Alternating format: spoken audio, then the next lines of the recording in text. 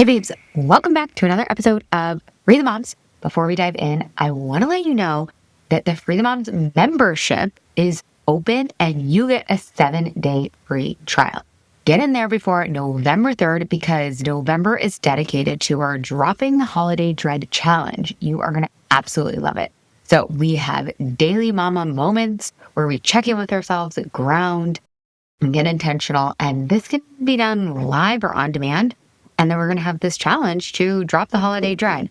This has been something that has been so popular in the Yummy Mummy, and I wanted to bring it to Free the Moms. So go to lauraconley.com/Free the Moms. We start this dropping the dread thing on November 3rd. So this episode is super special because you will hear me coaching my clients. You'll get a little taste of what it's like to get coached. Everyone's going to remain anonymous, so you're just going to hear my dog is like chewing on cardboard boxes. Not yet. Hey, that's enough. He's like a teenager, you guys. He was the perfect baby puppy, and now he is a reckless, chewing adolescent.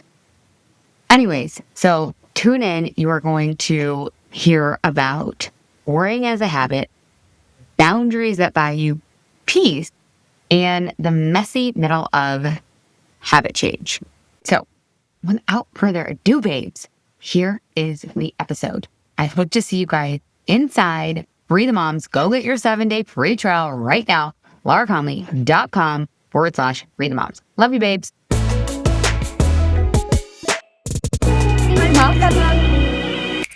Oh, so good to see you guys. Okay. We actually are gonna do a little grounding practice to start since we had a tech snafu this morning.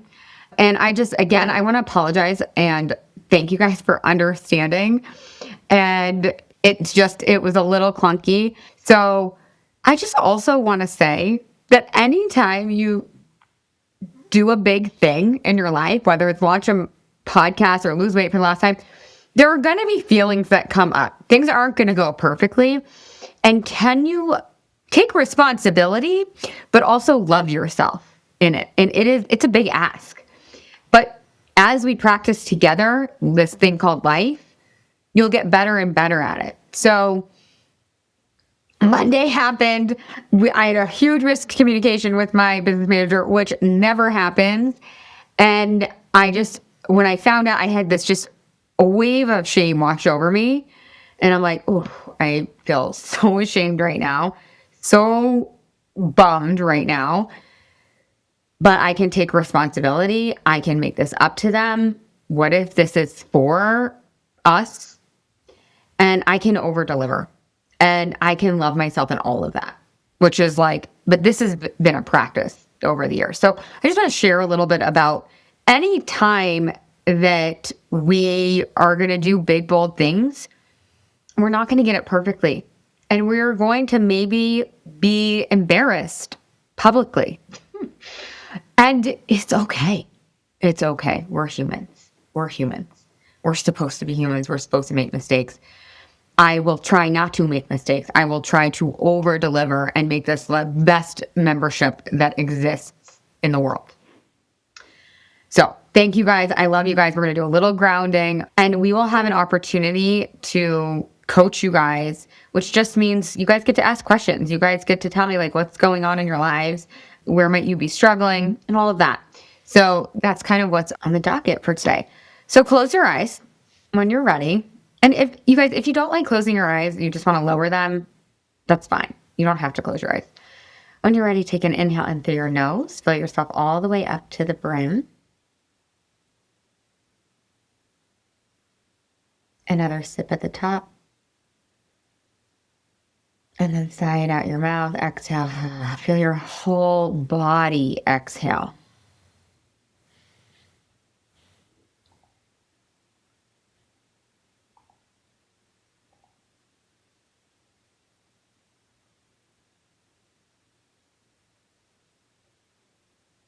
Let's do that 2 more times. Deep inhale.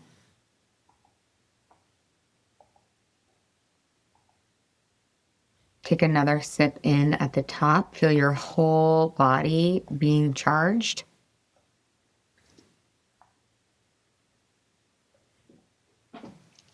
And then make the HA sound on the exhale.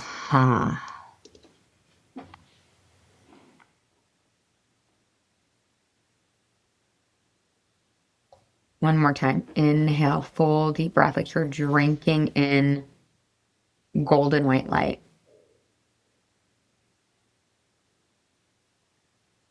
Another sip. And then let it go. Exhale.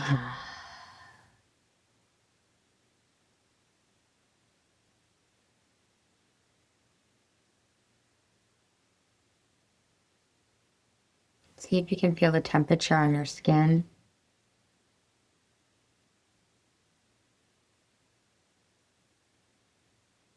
See if you can sense the texture of your clothing on your skin.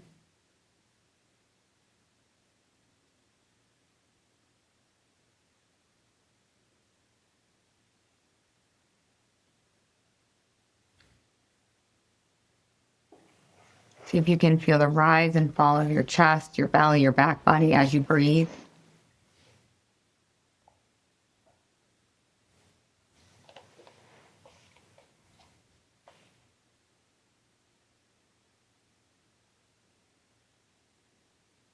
See if you can sense your heart beating inside your chest.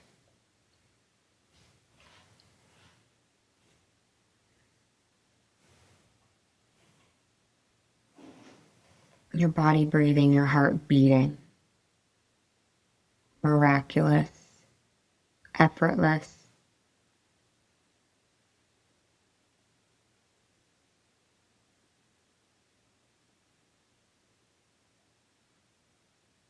I wonder if we could bring some of that energy.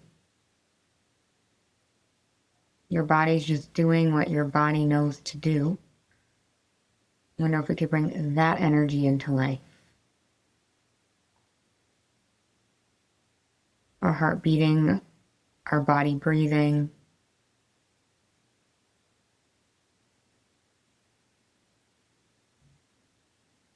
Those mechanisms aren't hustling, grinding, trying, forcing. They're just being. They're just doing their jobs.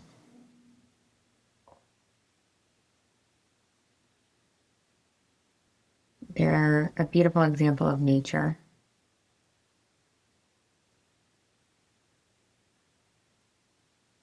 And so we're going to start with an excerpt from Brianna Wiest, and she says, "Can you imagine what your days would look like if you stopped doing all the things you think you need to do to be cool and started giving yourself completely to the things that make you feel the most alive, the most like yourself?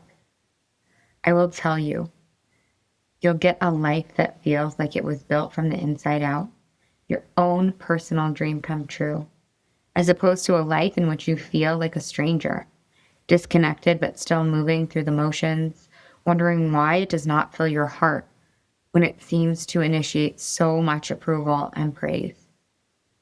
The funny truth is that no matter which way you decide to lead your life, there will be people who resonate with it and people who don't. The difference is that when your life comes from a place that's authentic, you begin to attract the people, places, and experiences you actually want, not the ones you think you're supposed to want.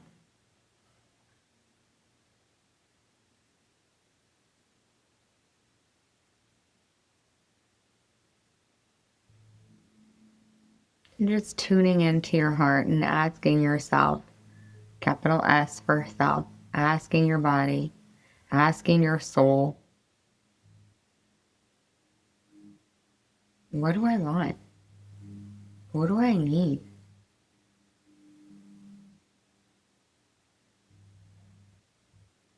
See if you can let multiple answers bubble up. What do I want? What do I need?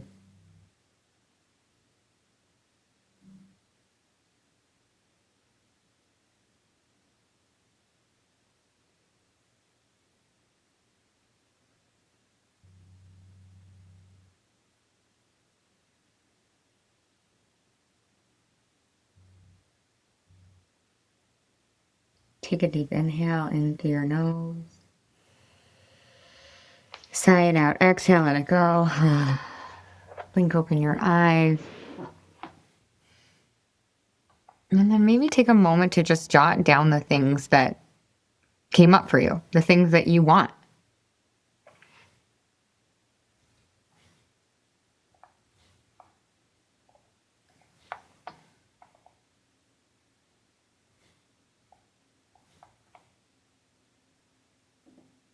What do you want? What do you need? If more things are coming up, you can write those things down too. Okay, and then I want to open it up for some coaching. I would love to coach all of you guys. I'm going to actually just go around and check in on you guys. And if you want to pass, you can pass. And if you have a question or a coaching topic, we can coach because we have plenty of time for everybody. What do you think? Got anything? Sure, I've got all kinds of things. Right. Well, I feel like my day is pretty hectic. Like I never alone. I've always got between 15 and 30 people I'm managing. And so when at the end of the day, I go back and I have been doing my rituals at the end of the day because the one time I did it in the morning, I never thought about it again. Like it just like whoop out. And so how do you make it habit to remind yourself of your who do I want to be today or your mantra or I don't even think about it. yeah. Oh, it's such a good question. What do you think? I'm just giving her coaching right off the bat. I'm not even giving her the answer. I'm like making her brain do the work. Don't worry, I'll answer you too. But Well, I need to be deliberate. okay. But I'm also fighting. I'm in my 29th year of teaching, so I'm fighting that this is life. Okay. I've never had a break in the day to think, reset. I'm always managing something else. So I don't always have quiet moments. So Yeah. I don't know. Maybe I need to do something physical, like put if I had pockets in my clothes, maybe put like a gem in my pocket or like something that I could rub and feel. Oh, I do wear a spinner ring. I could maybe try to link it to that, like when I'm spinning, like a fidget ring. Yeah. Yeah. That is my code to remind myself. So you're journaling in the morning? I am usually, one time I journaled in the morning and I didn't feel like I embodied that throughout the day.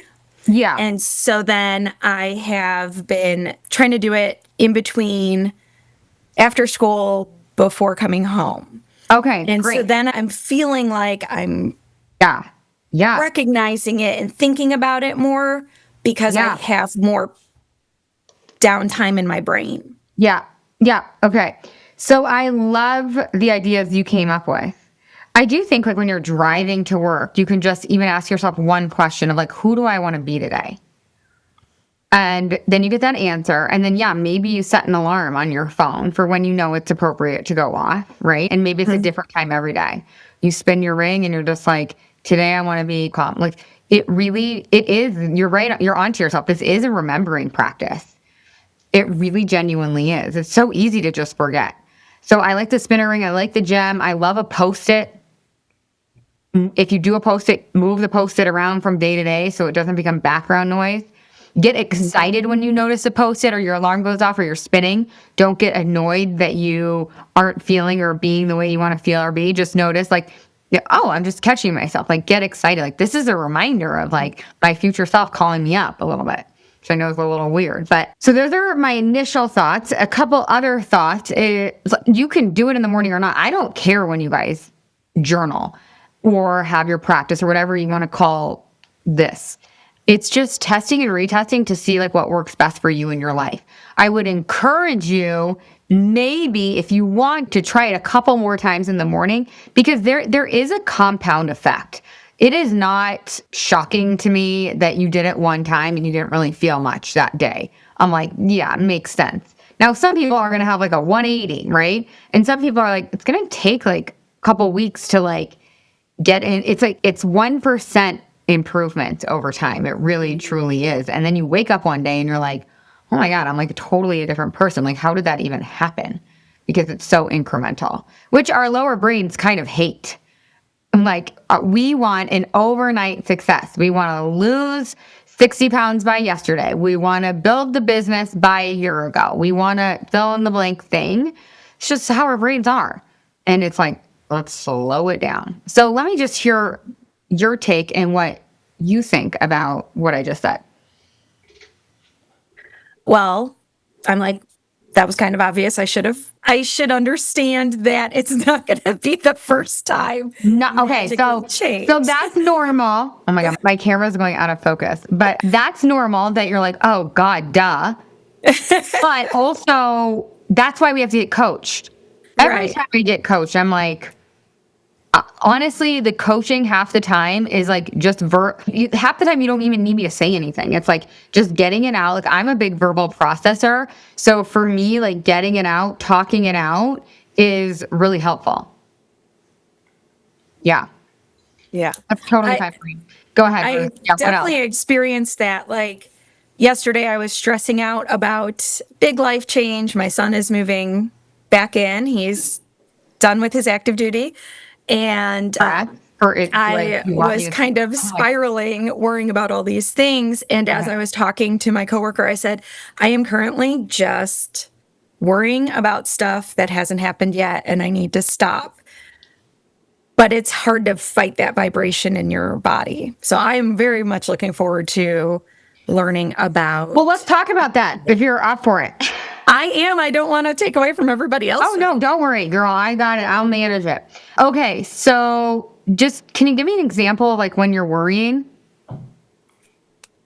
Sure. So my husband and I were just starting to get used to this empty nester lifestyle. And then, I'm like, okay, so he's going to be home. I tend to do this thing. I wait for my husband. Like I said, I am with people all day long. And so like, I can't wait for everybody else to be gone and I can just sit.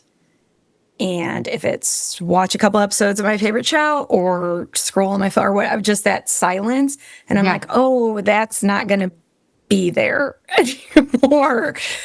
And Okay. Oh, you're worried that silence is not going to be there anymore. Okay. right. And just the different energy coming in and just how things that I was establishing are getting like a new like little boomerang. Yeah. And are we going to fall back into our old habits of when he was 17 and that power struggle and that kind of thing? But yesterday was great. Like he got home after dinner. We played some games, things were good. Okay. Yeah. But I get wound up. I get to worrying Yep. and I can actually feel it Good job. throughout my entire body, Yep. but I don't know how to turn it around. Yes. Okay. E- So I'll help you. Number one, okay, so I don't know how much you know about the thought model, but what I just want to pull out here is that you guys, our thoughts create our feelings. So she's like, I'm worried. And you're worried just because of a couple sentences in your brain that your brain is kind of addicted to. It's just like your brain just likes these sentences and it's just thinking them on repeat. It's just like, it's kind of like a bad habit. Worrying really is like a little bit of a bad habit, and it's not wrong or bad. Like when you notice you're worried, first and foremost, please don't beat yourself up. Please know that this is a normal part of like being a human. And so like step one is like, oh, I'm feeling worried. I'm noticing this in my body. This is okay. I'm allowed to be worried. It's totally normal and valid. And maybe I want to choose a different thought that creates a different feeling or different emotion. Because right now I'm thinking, oh God, there's not going to be silence when I get home. No wonder I'm feeling worried. I'm thinking, are we going to be back in that power struggle? I'm feeling worried. So What we want to do is decide, when do you feel worried? Is it just like throughout the day, here and there kind of a thing? Not so much when I'm in the hectic part, but in any time where there's Close down. quiet. Yep. Okay. So when it's quiet, how do you want to feel in your body? I want to feel peace Peace. and happiness, contentment. Peace, happiness, contentment. Great. Amazing. So that's your commitment. That's what I want you to really double down on. Who am I being? I'm being peace. I'm being contentment. I'm being happy. How do I want to feel? Peace, contentment, happiness. That's your goal. But remember, you have to pinky promise me that when you notice you're worried, you don't beat yourself up. You don't get mad at your worry. You welcome your worry. Oh, I'm worried. My worry is here. My worry is just trying to protect me because my worry knows that I really like my quiet time at home after a big day. That's so nice of my worry to try to protect me. So welcoming it in, moving towards it instead of like, oh, why am I worried? It's my quiet time. It's so annoying. No, of course you're worried. It makes sense. And so how can we shift over to peace, happiness, and contentment? We have to poke holes at the thoughts, the sentences in your brain that are causing the worry. Oh, there might not be silence. Now, I like that thought because it's showing you that you really like silence. It's like a need or a desire of yours, yeah? So it's like, how can I get that silence? How can I get what that silent moment gives me in other ways? So what's the answer to that? Oh, how can I get what the silence gives me? So what does the silence give you? Peace, contentment, break? Yeah, I think honestly, it's the feeling that no one is expecting anything of me. So the thought that's causing the worry is like, uh-oh, I'm going to get home and someone's going to need something from me. Yes. Right. And what do? Their needs supersede mine. Great awareness. Celebrate that. Anytime you guys, you notice something, we want to be excited. It's like shame-sighted. You might have a little wave of shame of like, oh, that's not how I want to operate. But get excited. You've noticed it. Now you've noticed it. You can change it. First step to any up level. Right. Okay, so there are a couple different ways that we can coach on this. But I actually think for you, it's like, what about expressing this need to your family? Hey, when I get home, I need X amount of minutes. I would overestimate how much you need, not underestimate. You need 15, let's say 20. I need 20 minutes where I can do peace and quiet. And my coach gave me for homework that I have to do this meditation. You don't have to do meditation. You can go watch your show, whatever you want to do. I have to do this. And we're doing a challenge. Say whatever you want. Those kinds of things always work for me. And then you have to hold yourself to that, though. That's the hardest part about making a request or setting a boundary is holding the boundary. Setting the boundary is not that hard. It's the holding it is typically harder. And the feelings that might arise because your son might be disappointed. He might not care. He might be like, yeah, mom, that's great, whatever. Yeah. He might really respect it. And I'm just saying this out loud because this is what a lot of us are dealing with. And so we have to be willing to disappoint other people in order to appoint our future self. So if your future self takes care of her needs and her wants, there has to be that willingness to disappoint. Now, I don't think he's going to be disappointed. He might not be disappointed. So that's cool. That's lucky. But there's going to be other people listening to this call that's like, oh my God, no, my husband expects me to make this gourmet meal or whatever.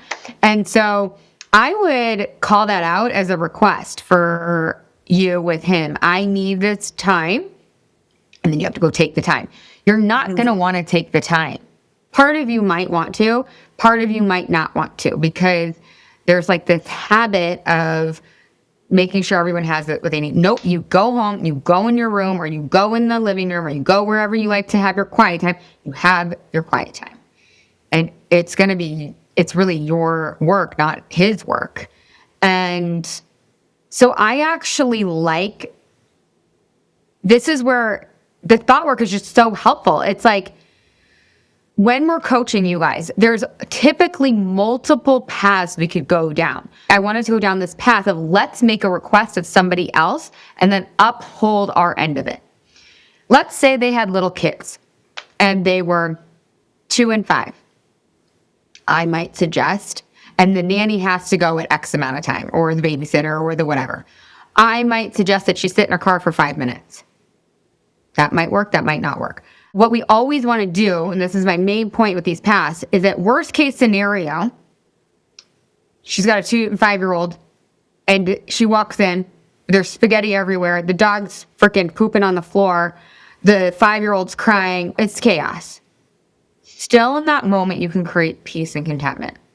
It's a bigger ask than, hey, can you just leave me alone, 21-year-old son, for 20 minutes or whatever? It's a bigger ask because you have to really practice and manage your mind. Peace, contentment is available to me now. Peace or whatever. We give you a mantra that you would repeat and repeat that would actually work for you. Mantras get a bad rap sometimes because if you have a mantra that you don't believe, a mantra is just a mind tool, mind, tra tool. If you have one that you don't believe, you'll start hating mantras because you'll be like, that doesn't work. It's stupid. It's dumb. I don't believe it. So we have to find one that you actually believe. But this isn't as applicable for you. But my point is, let's do the easiest thing that we can, where we just like make the request of your son, have you go in the room, versus the harder ask, the harder coaching is managing your mind. But if you can make like adaptations, it's just easier. So that's what you'll see in this coaching. We always want to fill the holes for worst case scenario. No matter what, under any circumstances, you guys, you can feel how you want. Viktor Frankl is the perfect example and why I'm constantly quoting him.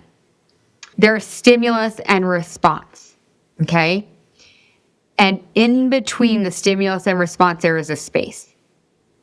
And in that space is our power to choose. And in that choice is our freedom. I may be paraphrasing it a little bit. But that's what we want to do is we want to be lengthening the space between stimulus and response so that we get to choose our response every single time. And it's a practice. And you will make choices that you are not proud of. And that's an opportunity for you to love yourself unconditionally. Whoops, I totally snapped at my daughter. I'm working on snapping at my daughter. Ooh, this feels shamey. Well, this is so icky in my body. It's okay. I'm feeling a little bit of shame. I'm working on my parenting. I love her. I can repair this.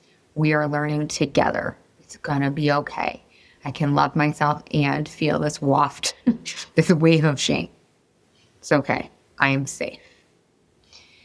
So, tell me where your brain's at. I'm feeling content and happy. Okay, good. What are you thinking? What is the sentence in your brain? Remember, you guys, thoughts create our feelings. Thoughts create our feelings. Sentences in our brain cause the way that we feel in our body. So what is a sentence do you think, it can be a guess, do you think is in your brain that's causing that peace and contentment and happiness right now? Setting that boundary, and that is something that's on my list of I need to figure out exactly what our boundaries are. And I thought about that prior to our call and communicating that because I had to go in and do unpaid labor to be able to be released early today. So I had to work 8 hours to get 3 hours today. Whatever, who cares? That's our contract, whatever. But I worked hard to do that. And then the realization that him and his girlfriend were going to be here on my day off. So yesterday I did tell him, this is what I'm doing tomorrow. So you can't be where I'm going to be because I've been looking forward to that. And he's like, got it. And so I think it's easier. And I just didn't connect it to, I could expand that beyond just. Yes. And then if he does not respect the boundary, it's your job to hold the boundary without getting mad at him. That's a big ask. Another big ask. We're just going for it. Pop-up coaching, deep, harsh pop-up coaching. It's your job to remain calm and centered and hold the boundary. I love you so much. I'm so excited you are here. I am going to uphold this boundary, even though this is so hard for me to do. And he can be mad and disappointed. And you don't even have to be mad at him. You don't even have to. Just let him be him. It's great. Yeah, really good job out of the gate. Love it. Check in on me in a week. We'll see how it's going. Yeah, I love that. Okay, let's go. Let's see. Do you have any coaching that you need? I'm just going around on my screen. I think where I'm struggling is it's like I'm going backwards. Like I will do an action. Like last night, I went to my daughter's like swim banquet and there was dinner served and I had planned what I was going to eat and I wasn't going to have dessert. Well, I ended up having like 3 cookies because I don't know. Well, I was just like, why am I eating 3 cookies? And I stopped myself and then I like reflected, like, why did I do that? Well, I did that because we ran out of taco meat. So there was no meat to make tacos. So there was really nothing to eat and I was hungry. But why did I do that? Like, that doesn't matter. I could have gone home and like had leftover chicken or whatever. But like, I guess what I'm saying is like, I'll do something and I reflect on it. But it's like, I don't know what I was thinking before I did that. I mean, I can kind of guess something, like I was feeling uncomfortable because my husband was annoyed that everybody ate his taco meat and he didn't make enough and because he wasn't told he made enough. And then I go down this whole spiral of where I've been struggling and where I need help coaching is that I'm doing better, but I'm still allowing other people's emotions to manage mine, if that makes sense. And I don't realize I'm doing it until after I do something. And then I have to ask myself, why did I just do that? What was I thinking? And then I'm thinking, oh, I was probably feeling uncomfortable because my husband was visibly annoyed. And what did others think? And I don't want that to like reflect badly on me because who freaking cares? We didn't make enough taco meat. We made what was asked. They underestimated. That's not our problem. Yep. But I still felt uncomfortable. And that's probably why I ate the 3 cookies. But it's like, I'm still not catching myself in the moment, if that makes any sense at all. Oh my God. Yes, this makes perfect sense. I've coached somebody with this issue probably 27 times, like literally verbatim. So this is so normal. You want to know the worst part of habit change is this part, the part you're in right now. Because you have the awareness, but you're not there yet. So one word I would put on your word diet, if you are open for it, is the word still. I'm still here. I'm still here. I'm still here. Yeah, because you're supposed to be. Because this is literally how habit change works. So step 0 to habit change, you guys, is you're just eating the cookies. You're unaware. You're just eating them. It's not really a problem. Whatever. Okay. Step 1, you notice you've eaten the cookies after you've eaten them. You notice you have a result that you no longer want. Step 2, you're like eating the cookies. And while you're eating the cookies, you're like, I don't really want to be eating the cookies. I said I wasn't going to eat the cookies. That part sucks too. Step 3, you want to eat the cookies. You don't eat the cookies. Step 4, you automatically don't eat the cookies without a thought. It's the best part of habit change. You just automatically do it. And you'll all get there with any habit that you want to create, but you can't get there without the other steps, which none of you like. We don't like that.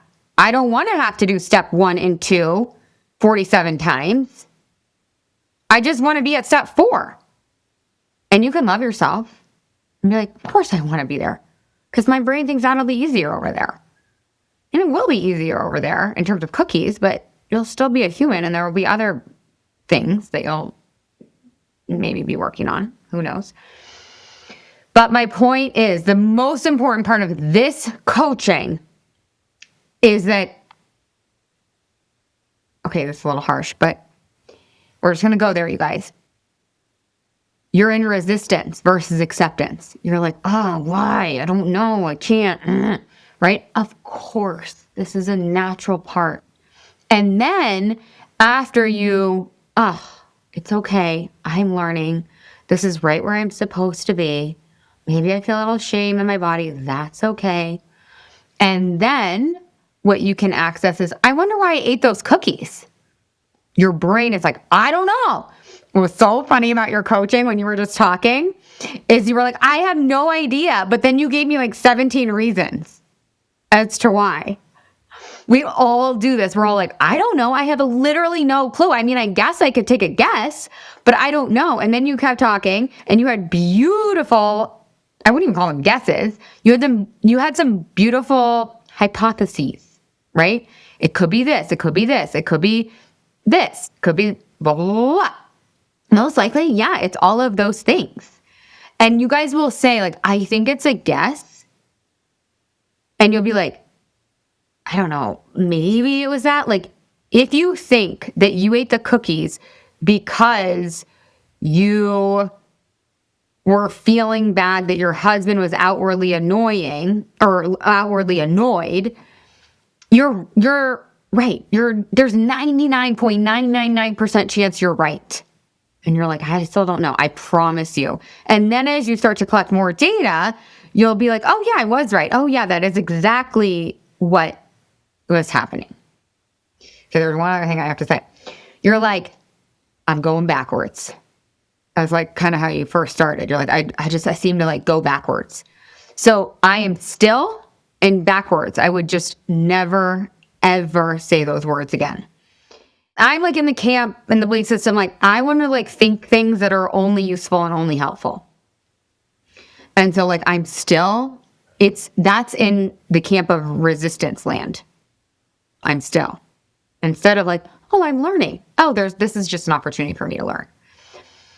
Now, the only backwards that I would actually like believe you on is if you weren't getting coached, if you weren't journaling, if you weren't in a coaching container. Like, it is like, especially weight loss. Well, no, it's any habit. It's 2 steps forward, 1 step back. It just is. I don't know what to tell you. It just is. Nobody loses weight like this. Nobody becomes a better tennis player like this. It's like any graph you look at, it looks like this. 2 steps forward, 1 step back. 2 steps forward, 1 step back. It's just the deal. And sometimes, yes, it might be 5 steps forward, 3 steps back, or 6 steps forward, 1 step back. It's subjective, obviously. I want to check in with you before I continue to talk because I still have lots more fun things to tell you. What do you want to share? I think that all makes sense. Okay, great. So what I want you to do for homework is I want you to design the ideal outcome for the same circumstance. So the same exact thing is going to happen tonight. Same amount of taco meat, same annoyed husband, same cookies, same all of it. What do you want to think? I want to think, oh, how can we learn from the situation going forward and communicate that to the volunteer moms, which I mean, I did do, and then remember that I have options in my fridge at home and that will better serve me. Yeah, exactly. And you might feel uncomfortable, and that's okay. Cookies are very comfy. Okay. I think that's good for right now. I don't want to like totally fire hose you. Who else needs a little bit of coaching? I just wanted to update you from our call that I've really been liking the whole idea of taking my internal judgment characters that we named Not Doing Enough Nellie and Always Behind Betty, and just like letting them come along rather than trying to resist them so much. I feel like that's actually been very helpful. So thank you for that suggestion. So I was talking to Laura about that one of my biggest struggles with being present with my kids is just always feeling like I need to get back to work, and I always feel behind at with the kids. That's like sort of a chronic issue, and always feeling like bedtime and weekend activities, I'm like sometimes watching the clock, like feeling like I should be getting back to things and makes it harder to be more present with them. And like in some idealized world, I would have like finished all the work I needed to do before bedtime or before when I talked to you. I was going to be taking them to like this really fun, there was like a sing-along Wicked movie screening with kids in costumes and stuff.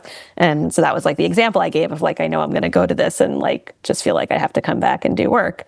And I think just like deciding that like not trying to lie to myself and pretend that somehow I would finish everything during the day on Saturday before going and that I would somehow feel like caught up and not feel behind, like just made me feel like a little bit just more okay with it. And I just went and we had fun and, you know, my kids are little, so we were back by 8:30 and I put them to bed. I did an hour and a half of work maybe, and then, you know, it's fine. Yeah. So.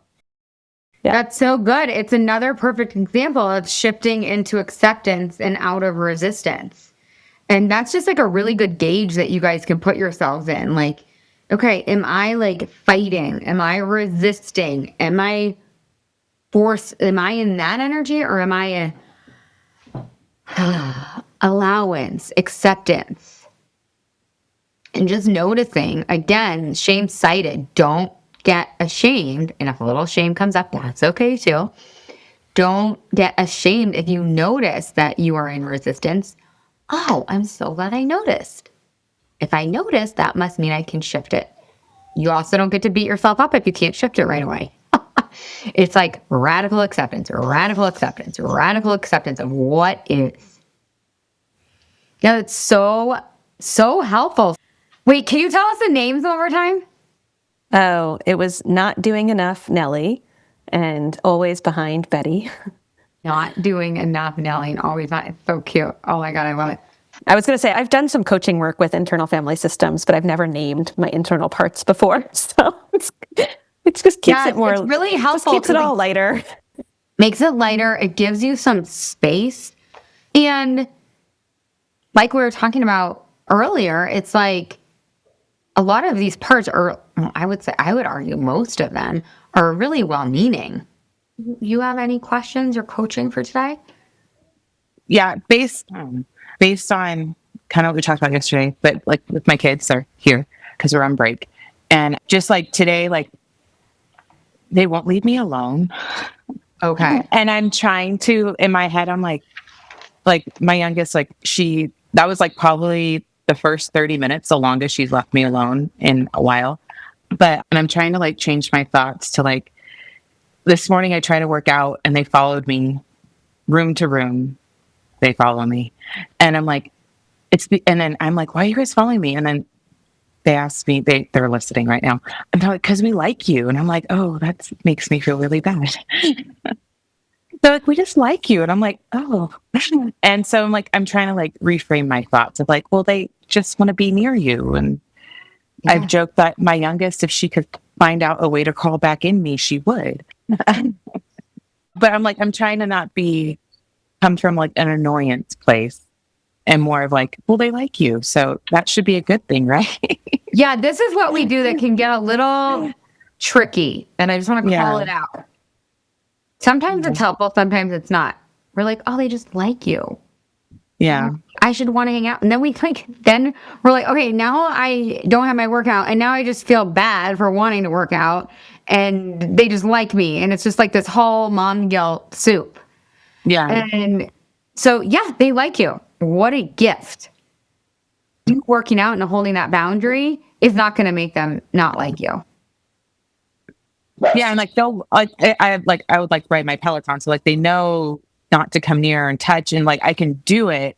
But then they try and ask me 120 questions. Yes. In that 30 minutes. This is the muscle that we all have to build if we want boundaries. The first several, especially with little kids, first, it depends on your kids, it depends on the dynamic, whatever. First several couple whatever times of holding the boundary, they are going to ask you 120 times. But if you are firm and consistent, they eventually will stop. It's really annoying. I'll give it to you. Yeah. It's hard. It's hard. But like, there are no popsicles after dinner. Like, there's no treats. My son would ask all the time because I was inconsistent. Now I'm consistent. No, there's no treats. Sorry, you can have a treat on the weekend or whatever. He doesn't ask me anymore. Once in a while he will. But for the most part, he knows that the answer is no. So he stops. So that is something you can work on if you want to. You don't have to want to. But it is. It's like you have to put it. It's like an investment. Yeah. What's coming up? I guess what's coming up is like, yeah, they're going to follow me downstairs because like it's in like their playroom area. And it's just like maybe establishing boundaries of like what you can and can't come to me with. Oftentimes, if I do like light weights or stretching or yoga, my oldest will join me, which I'm cool with. So like I try to incorporate her of like, she goes, I want to do it with you. And I'm like, okay, that's cool. But like, obviously they can't join me on the bike. Yeah. Yeah. So And it's that's like, where, okay, it's like, if I'm here, it's like, it's establishing, maybe I need to communicate boundaries of this is what we need to do and not do. My 4-year-old's going through like she's very stereotypical second born. So yeah. being more firm and constant with her. So Yeah. yeah. And they don't go perfectly every time. Even when you set the boundaries and you get into a rhythm or whatever, it still might not go perfectly, and that's okay. Yeah. Yeah, they won't leave me alone is maybe a thought that we want to push out. Right? Yeah. Like, oh, they won't leave me alone. This thought is actually helping me. It's showing me that I do need some alone time. Yeah. And I think what the actual unintentional thought here is they won't leave me alone, and I need them to leave me alone so I can get what I want. And also it's like this week, my husband's out of town, so he's coming home today, but he's been out of town since Monday and we've been on break. So it's been the 3 of us all week. So I think that's also like compounding. 100% playing into it. Yeah. Yeah. Oh my gosh. Yeah. So plan a couple things for yourself this weekend. They won't leave me alone, and they should leave me alone. It's like, yeah, they won't leave you alone because, yeah, they love you. They like you. They want to be with you. And like, also, I actually like this thought. It would make me feel relieved. Oh, they won't leave me alone because I haven't set proper boundaries. And I don't have to shame myself with that thought. I can just be like, it's just matter of fact. Yeah. It's just like, oh, that's actually good news, because if that's what's true, then I can shapeshift it. Then I can evolve this routine or this dynamic or whatever. Yeah. And you can learn from this too. Like your brain probably will be like, there's never going to be another time where I'm home on break without my husband and one of my kids kind of sick. But I actually I would encourage you to learn from this. What if I had to do the same exact week again? How would I structure it? Would I have a little bit more screen time? Would I get mother's helper? Would I these little things? I think a lot of you guys know that my husband travels a lot, and I used to literally like anxiety attack, like panic, like dread it. And now I love it because I did so much work on it. It's actually mind blowing to me that I love it when he goes out of town. Like I actually can't believe it because I struggled for so long with it. It's kind of like me weighing what I want. Like I still kind of can't believe it because it felt so hard for so long. But if you're willing to look at like, hey, what worked this week and what didn't work this week, and what do I want to do differently next time this happens? So much good data. Yeah. Oh, this is so fun. Yeah. Make help mean that you are strong, that you're a good mom, that you're modeling amazing habits and tendencies and behaviors to your kids. We do not want our kids to grow up feeling like they can't ask for help. We do not want that. And what was the last thing I was going to say here? Yeah. I think also too, because sometimes what can happen is like the money conversation will come up, and I will never tell anyone how to spend their money. All I will do is have you, if you want to, ask yourself, what do I value here? And then are my values matching my spending habits? Are my values matching my calendar? This is a really great way to frame it. Does anyone else have anything? I wanted to read you guys something at the end of this call. So unless somebody has a question, I want to end with this. You may have heard me read this before, but I think we could read it every day and get something out of it. Anyone have any other questions or comments before we read this and end? Okay, this has been so fun being with you guys. Okay, so this is from Glennon Doyle. You guys will hear me read from Glennon all the time. Brianna Wiest too.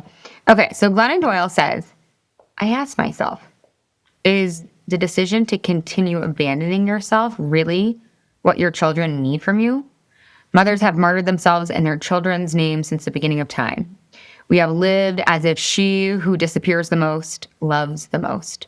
We have been conditioned to prove our love by slowly ceasing to exist.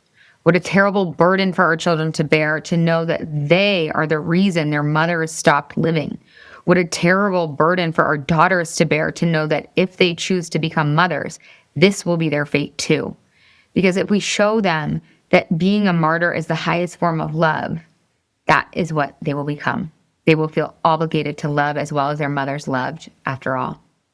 They will believe they have permission to live only as fully as their mothers allowed themselves to live. If we keep passing down the legacy of martyrdom to our daughters, with whom does it end? Which woman ever gets to live? And when does the death sentence begin? At the wedding altar, in the delivery room? Whose delivery room? Our children's or our own? When we call martyrdom love, we teach our children that when love begins, life ends. This is why Carl Jung, suggested there is no greater burden on a child than the unlived life of a parent. What if love is not the process of disappearing for the beloved, but of emerging for the beloved? What if a mother's responsibility is teaching her children that love does not lock the lover away, but frees her? What if a responsible mother is not one who shows her children how to slowly die, but how to stay wildly alive until the day she dies? What if the call of motherhood is not to be a martyr, but to be a model? And so I want to acknowledge all of you guys for doing that. You're doing that already.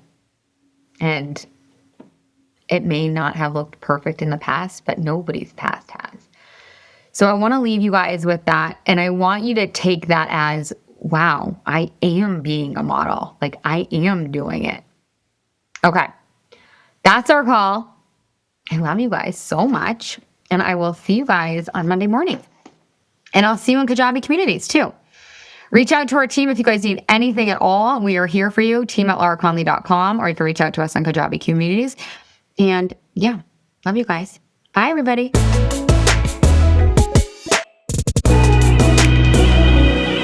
What did you guys think? Do you want to hear more coaching like this, more real live coaching? Let me know. Shoot me a DM on Instagram @LauraConleyCoaching. Let me know, you guys. What do you think of this episode? Leave me a review. Well, leave me a review if it's good. Give me a rating. Pretty please with the cherry and hub. This helps to share the message. Free Moms is a movement. I need your help. We are going to be free once and for freaking all. Remember, you can go get your 7-day free trial at lauraconley.com/freemoms, where we do just that. We free ourselves from all the traps, the people pleasing, the perfectionism, the time chaos, all of it. So head over there right now and get in before November 3rd so that you can do our Drop the Holiday Dread challenge, among so many other fun things inside. Like I said, we have Daily Mama Magic, where you get to ground and center every single day on demand or with me live. We have pop-up coaching. We have workshops, masterclasses. We have it all inside. So I will see you there. And love you so much. Have the best week ever. Ciao. Ciao.